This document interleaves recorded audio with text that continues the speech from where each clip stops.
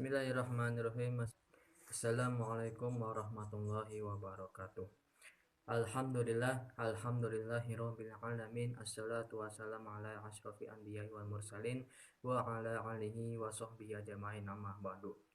Hari ini kembali lagi dengan saya Burhanuddin Abdullah di channel Mas Han Vlog. Hari ini saya akan menjelaskan tentang indikator pencapaian kompetensi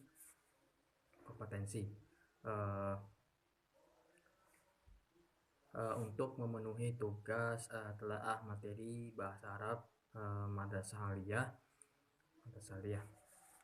Oke, sebelum saya menjelaskan, alangkah baiknya kita membaca basmalah supaya pembelajaran kita berkah.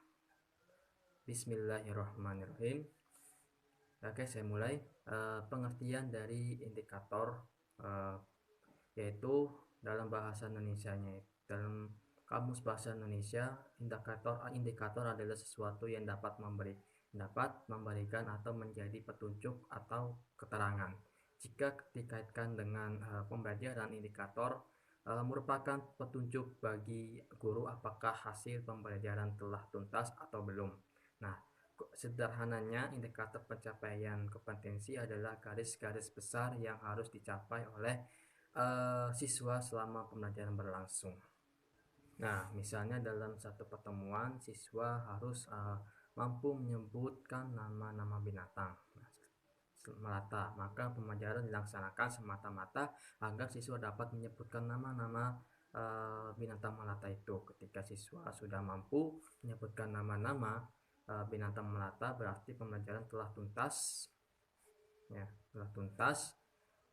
Sebaliknya, jika siswa belum mampu menyebutkan nama-nama binatang melata itu, pembelajaran belum tuntas.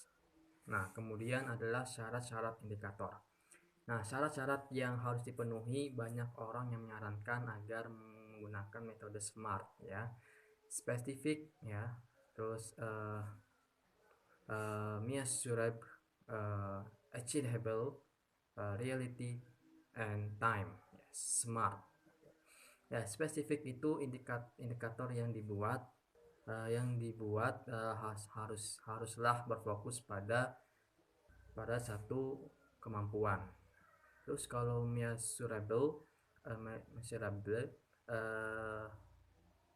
indikator harus dapat diukur dan dievaluasi, ya. Achievable itu indikator harus bisa diraih atau dicapai oleh siswa.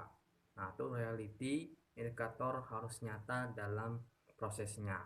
Time, perhitungan waktu mencukupi.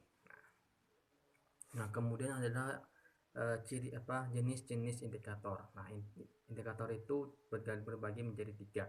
Yang pertama indikator kunci, kemudian indikator pendukung, dan indikator pengayaan. Nah, indikator kunci adalah indikator yang sangat memenuhi kriteria UKRK atau urgensi, keterkaitan, relevansi, dan keterpakaian, ya. Kompetensi yang dituntut dalam indikator kunci adalah kompetensi minimal yang terdapat pada KD, ya, atau kompetensi dasar. Nah, indikator kunci harus memiliki sasaran untuk mengukur tercapaian standar minimal dari KD. Kemudian adalah indikator pendukung, ya.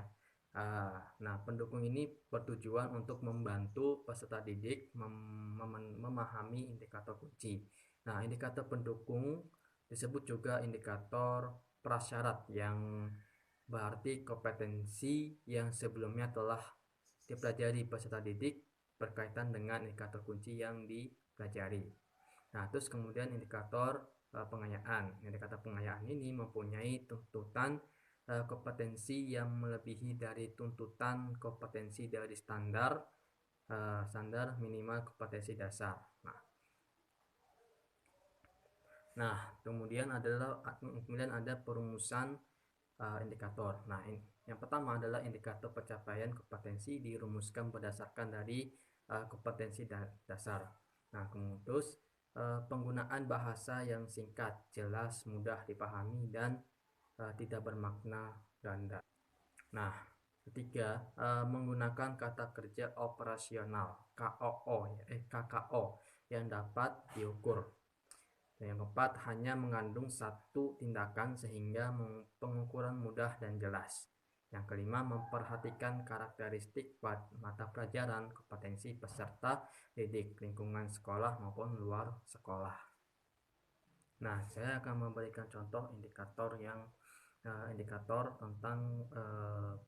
tentang al-hayatul yaumiyah, ya, yaitu memahami fungsi sosial, struktur teks dan unsur kebahasaan, bunyi, kata, makna dari teks yang berkaitan dengan al-hayatul yaumiyah, ya, yang melibatkan tindak tutur, mengucapkan selamat dan meresponnya dengan memperhatikan bentuk, makna, dan fungsi dari susunan gramatikal aqsamul fi'il, ya, muzakkar dan wa muannas. Nah, kemudian menganalisis gagasan dari teks bahasa Arab yang berkaitan dengan tema al-hayatul yaumiyah, yang memperhatikan bentuk, makna, dan fungsi dari susunan gramatikal aqsamul fi'il, muzakkar, muannas. Nah, terus yang 47-nya mendemonstrasikan tindak tutur yang melibatkan tindak tutur, ya, mengucapkan selamat dan meresponnya dengan memperhatikan bentuk, makna, dan fungsi dari susunan gramatikal aqsamul fi'il, ya, muzakkar wa muannas, baik dari secara lisan maupun tulisan. Terus yang 48-nya menilai hasil analisis gagasan dari teks bahasa Arab yang berkaitan dengan tema al-hayatul yaumiyah dengan memperhatikan bentuk, makna, dan fungsi dari susunan gramatikal aqsamul fi'il, muzakkar, muannas wa muannas, baik secara lisan maupun tulisan. Nah, sekian dari saya. Bila mana ada kata-kata yang kurang berkenan, mohon dimaafkan sebesar-besarnya.